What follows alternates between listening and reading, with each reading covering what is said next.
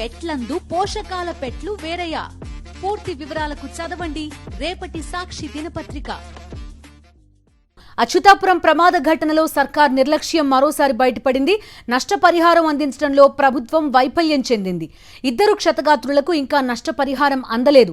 ప్రమాదంలో కెమిస్ట్ తేజేశ్వరరావు కంటి చూపు కోల్పోయారు. అతను ప్రస్తుతం ఎన్టీఆర్ ఆసుపత్రిలో చికిత్స పొందుతున్నారు. ప్రొడక్షన్ మేనేజర్ నరేష్ కు కూడా నష్టపరిహారం అందలేదు. నరేష్ ప్రస్తుతం అనకాపల్లి ఉషా ప్రైమ్ హాస్పిటల్లో చికిత్స పొందుతున్నారు.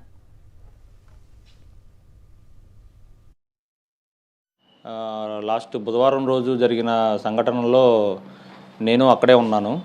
ఆ ప్రమాదం జరిగిన వెంటనే ఇమీడియట్గా ఫస్ట్ ఎయిడ్ కోసము వెళ్ళాము. ఫస్ట్ ఎయిడ్ కోసం వెళ్ళిన తర్వాత నెక్స్ట్ అందరినీ ఎక్కడికి తీసుకొచ్చారో చుట్టుపక్కల ఫస్ట్ ఎయిడ్ కోసం దానికి అన్ని నాకు కంటికి కూడా బాగా గాయాలైనాయి. ప్లస్ భుజము కూడా చాలా డ్యామేజ్ అయింది. సో మొన్న అందరితో పాటు ఎస్క్రేషియా ఇచ్చారు. సో వాళ్ళతో పాటు నాకు రావాల్సింది, నాకు రాలేదు. అచ్యుతాపురం ప్రమాద ఘటనలో సర్కార్ నిర్లక్ష్యం చూస్తున్నా నష్టపరిహారం అందించడంలో ప్రభుత్వం విఫలమైంది. 2 క్షతగాత్రులకు ఇంకా నష్టపరిహారం అందలేదు. పూర్తి డీటెయిల్స్ అడుగుదాం. మా కరెస్పాండెంట్ నాయుడు అందుబాటులో ఉన్నారు. నాయుడు, చెప్పండి, 2కి నష్టపరిహారం అందలేదని చెప్తున్నారు. స్వయంగా బాధితుడి వెర్షన్ కూడా మనం విన్నాం. ఎందుకని వీళ్ళకి ఇవ్వలేదు నష్టపరిహారం?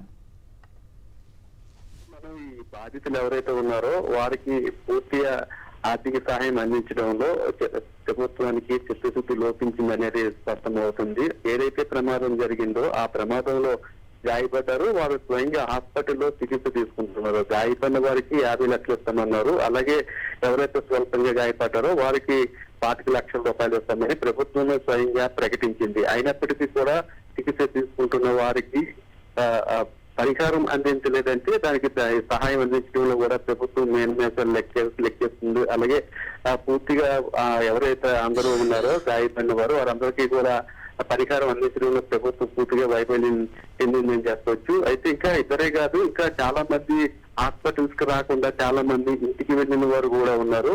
ఆ ప్రమాదం జరిగిన సమయంలో ఎవరైతే అక్కడ అందుబాటులో ఉన్నారో వారందరినీ కూడా అక్కడ కంపెనీకి సంబంధించిన బస్సుల్లో నుండి తీసుకెళ్లారు. తర్వాత అంబులెన్స్ రావడంతో మరికొంతమంది తీసుకెళ్లారు. అయితే చుట్టుపక్కల ఫార్మా కంపెనీ చుట్టుపక్కల కూడా కొంతమంది పనిచేసే వారి ఇల్లు కూడా ఉన్నాయి. అక్కడికి స్వల్పంగా గాయపడిన వారిని కొంతమంది ఆ ఇంటికి తీసుకెళ్లి చికిత్స కూడా చేయించుకుంటున్నారు. కొంతమంది తమకి ఎవరైనా తెలిసిన వారంటే వాళ్ళని బండి మీద కానీ లేదంటే ఫోన్ చేసి కారు మీద కూడా తీసుకెళ్లి కొంతమంది చికిత్స కూడా చేసుకున్నారు. అటువంటి వారు కూడా ఇంకా వివరాలు పూర్తిగా తెలియదు. ఇంకా ఈరిద్దరే కాకుండా అటువంటి వాళ్ళు కూడా ఉండే అవకాశం ఉంది. ఏమైనప్పుడు కూడా ప్రభుత్వం మొత్తంగా గాయపడిన వారికి ఇస్తామన్న లెక్క ప్రకారము పరిహారం అందించాల్సి ఉంటుంది. కానీ అవేమీ పట్టించుకోకుండా కేవలం గాయపడిన వారికి ఎక్కడైతే ఉత్తరప్రదేశ్ హాస్పిటల్స్ లో కానీ మిగతా హాస్పిటల్లో చికిత్స చేసుకుంటున్నారో అటువంటి వారికి పరిహారం ఇవ్వడానికి ముందుకు రాలేదంటే వారికి బాధితుల పట్ల ఎంత చిత్తశుద్ధి ఉంది అనేది మాత్రమే స్పష్టమవుతుంది.